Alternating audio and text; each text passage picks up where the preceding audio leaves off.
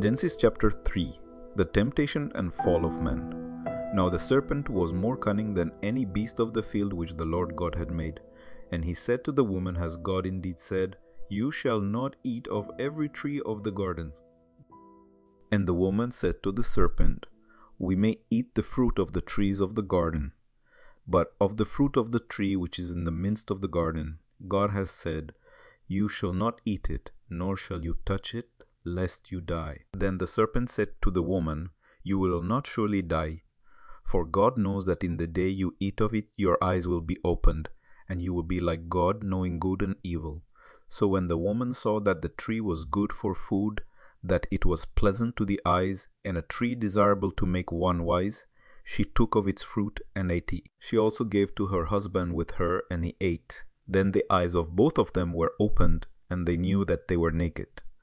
And they sewed fig leaves together, and made themselves coverings. And they heard the sound of the Lord God walking in the garden in the cool of the day. And Adam and his wife hid themselves from the presence of the Lord God among the trees of the garden. Then the Lord God called to Adam and said to him, Where are you? So he said, I heard your voice in the garden, and I was afraid because I was naked, and I hid myself. And he said, Who told you that you were naked? Have you eaten from the tree of which I commanded you that you should not eat? Then the man said, The woman whom you gave to be with me, she gave me of the tree, and I ate.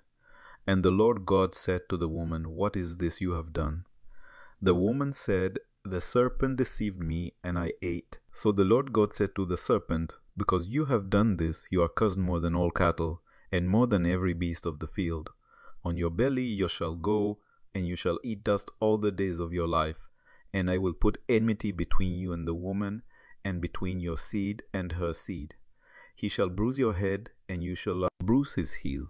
To the woman he said, I will greatly multiply your sorrow and your conception. In pain you shall bring forth children.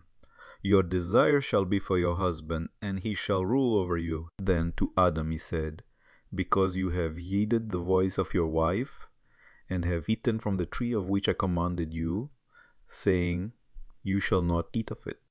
Cursed is the ground for your sake. In toil you shall eat of it all the days of your life. Both thorns and thistles it shall bring forth for you, and you shall eat the herb of the field.